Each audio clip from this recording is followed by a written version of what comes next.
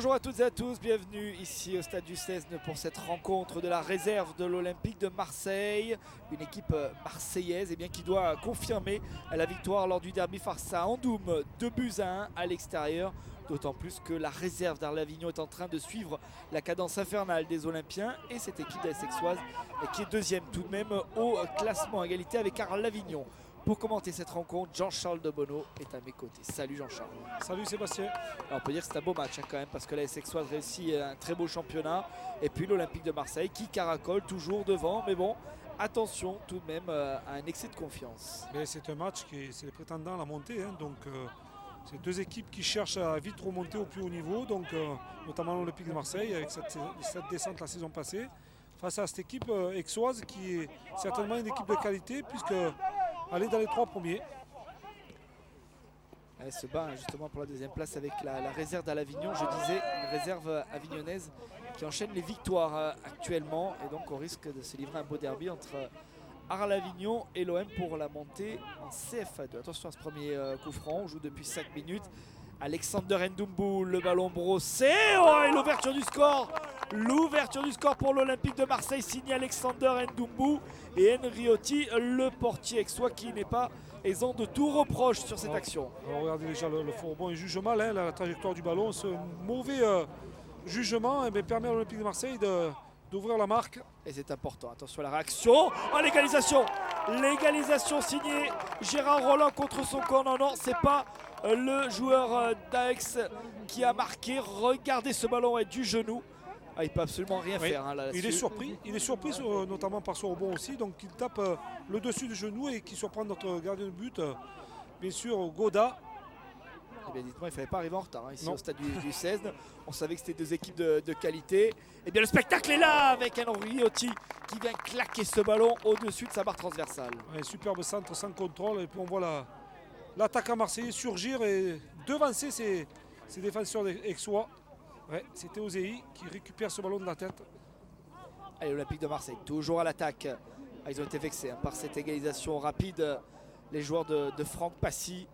Franck Passy qui réalise un super travail, en tout cas avec ces jeunes, avec ce ballon qui va passer, qui est sauvé. Une nouvelle fois.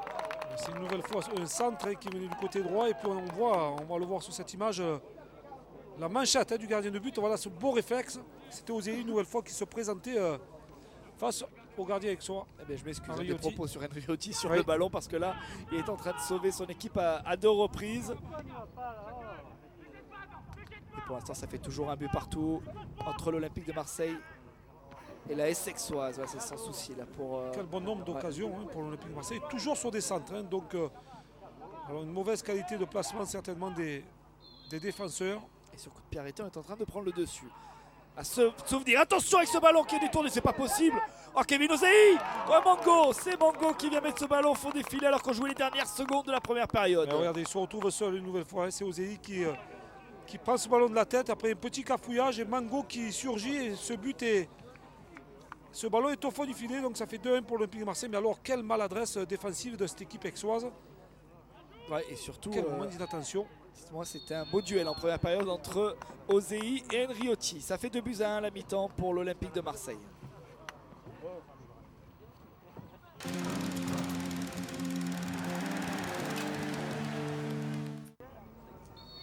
Allez, de retour, cette pelouse du stade de Cesne, qui n'est pelouse que de nom, parce que vraiment elle est en piteux état et les 22 acteurs ont beaucoup de mérite à nous offrir du beau spectacle pour ce match au sommet de ces championnats de division d'honneur. Avec, je vous rappelle, ce score de 2-1 en faveur de l'Olympique de Marseille. Une équipe marseillaise qui a pris le bon bout en ce début de rencontre et qui a pu concrétiser 2 superbes actions, même s'il y a eu le gardien adverse qui a fait quand même quelques exploits. La première erreur, ça a été sur le coup franc d'Ndoumbu, bien sûr, mais après, il s'est bien rattrapé. En tout cas, on voit un Kevin Osei en grande forme devant à la pointe de cette attaque de l'Olympique de Marseille. Ça discute beaucoup avec ce coup franc pour l'AS Aixoise. Et on va vous donner un résultat très rapidement, mais il est important. C'est le match nul 0 partout entre Pernes et Arles-Avignon, ce qui veut dire que l'Olympique de Marseille, en cas de succès, pourrait prendre 9 points d'avance sur Arles-Avignon. Ça serait quand même une belle opération pour les hommes de Franck Passy, même si le championnat reste encore très long. Allez, ça s'échauffe un petit peu. L'arbitre qui vient mettre un petit carton. Carton rouge. Carton rouge. Ça a beaucoup discuté. pour qu'il sorte le rouge à monsieur Nagmouchi Mouiz. Et c'est le carton rouge pour le joueur d'Aix-en-Provence, Brice Tégédor. Eh bien ça va être compliqué pour l'AS Aixoise avec ce match à 10 contre 11 avec ce ballon qui traîne la phase de réparation. C'est pas terminé avec Kevin Ozei et le 3e but. Oh oui, ça va être compliqué pour l'AS Aixoise et c'est mérité pour Kevin Ozei qui avait réussi bon nombre d'occasions en première mi-temps. Toujours pareil, hein, même similitude. Alors un centre qui vient de côté et bien sûr voilà, une talonnade. Alors, quelle absence de marquage dans cette défense. Et puis ils sont très opportunistes. Ozei une nouvelle fois s'est retrouvé au bon moment, bien placé pour marquer ce 3e but. Eh bien Marseille qui retrouve en tout cas son efficacité offensive. Et l'AS Aixoise qui est en train d'exploser face à la meilleure attaque du championnat. Attention, c'est pas terminé avec ce ballon dans la surface de réparation. À nouveau, on préfère écarter, on passe beaucoup par les ailes. Ah, Samir Malkuit qui est tout seul. Il est tout seul, il n'est pas en jeu. Il n'est pas en jeu, ça fait 4 buts à 1 pour l'Olympique de Marseille. Oh, ils sont en train de faire le trou. Les joueurs de Franck Passy et la joie derrière, il est à la limite du hors-jeu. Mais c'est parfaitement joué. Et une nouvelle fois donné dans le dos. C'est gonflé à 10 contre 11 de jouer comme ça le hors-jeu. Ouah, la parade d'Enriotti. Ah, ils sont dépassés. Hein. La défense aixoise est complètement. Regardez, on voit notamment sur la vitesse. Et puis, toujours pareil, on voit les attaquants marseillais devancer cette défense sur les centres. Donc, franchement, là, ils ne méritent pas mieux que ça. Eh bien, c'est terminé. Score final 4 buts à 1 pour l'Olympique de Marseille face à l'AS Aixoise et 9 points d'avance pour l'OM face à l'Avignon au classement. Merci Jean-Charles. Merci à vous, Sébastien. Et on va écouter la réaction de Franck Passy, l'entraîneur. Ils ont fait le nécessaire, on a marqué 4 buts face à l'un de nos principaux rivaux ou rivales. Donc je veux dire, bon, on a fait le job, je dirais. La première partie de la première mi-temps a été très difficile. On s'était dit qu'on voulait ni de corner ni de coup franc. Il y en a eu 5 en 5 minutes. On a marqué, ils sont revenus au score. On a eu une grosse période de doute. Et avec l'état du terrain en ce moment, c'est pas vraiment facile pour prendre confiance et jouer bien au football. Mais bon, finalement on est revenu, on a su marquer juste avant la mi-temps dans un temps fort et la deuxième mi-temps était pour nous, d'autant plus qu'ils ont perdu un joueur.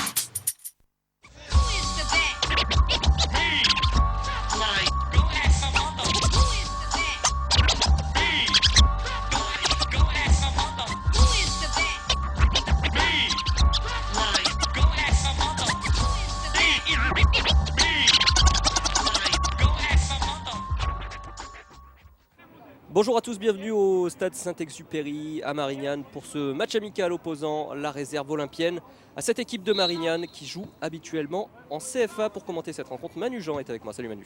Salut Sébastien, et oui, les Marseillais qui ont besoin un peu de temps de jeu là, et d'ailleurs Franck Passy a fait appel à quelques jeunes dans son groupe et ils vont affronter une équipe du niveau supérieur, c'est une équipe de CFA.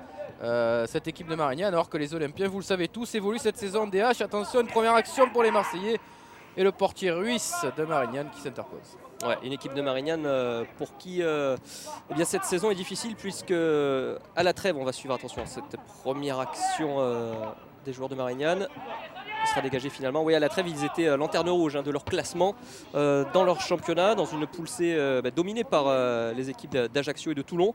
Et du coup, ça a valu un changement d'entraîneur. Vous saviez que c'était Léon Galli jusqu'ici qui entraînait cette équipe marignanaise. Attention à cette action parce que là il y a quand même le feu dans la défense olympienne. Samir Kouagbi s'en sort bien et je vous le disais donc Léon Galli qui a été remplacé par Max Valentin pour remplacer donc l'ancien entraîneur de Marignane qui a lui-même démissionné. Marignane pour qui ça... L'ancienne de Cassicardo. Exactement.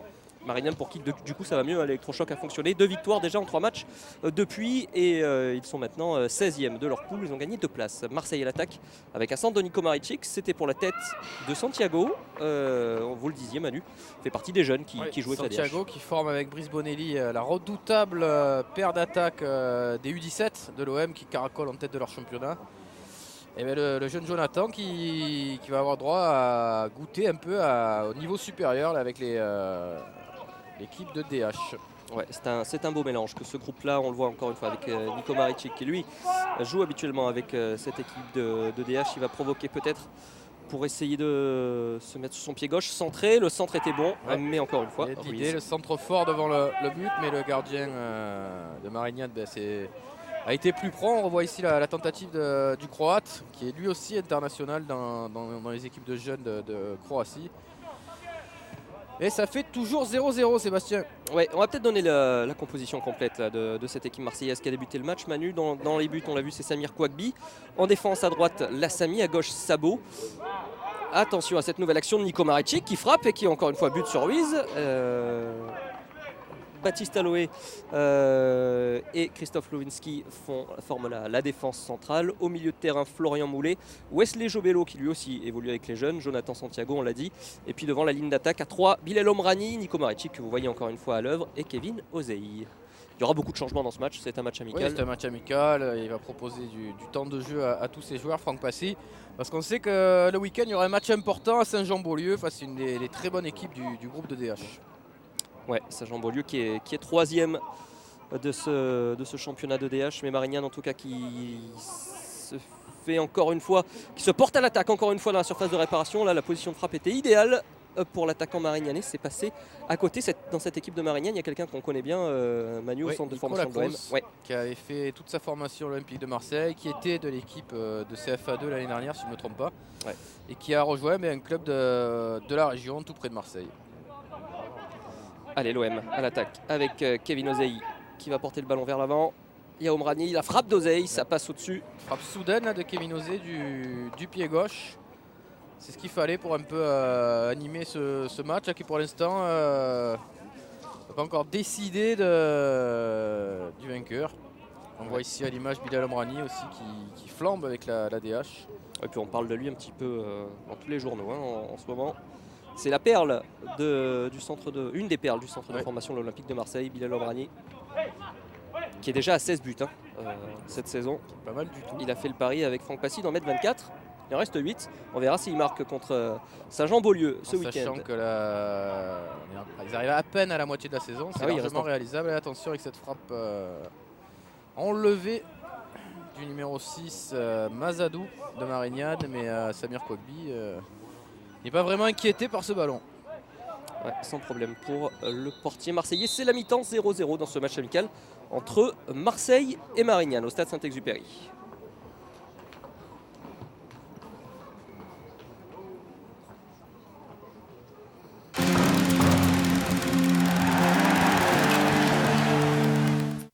Allez, retour sur la pelouse du stade Saint-Exupéry pour ce match amical entre l'OM, équipe de DH, et Marignane, équipe de CFA.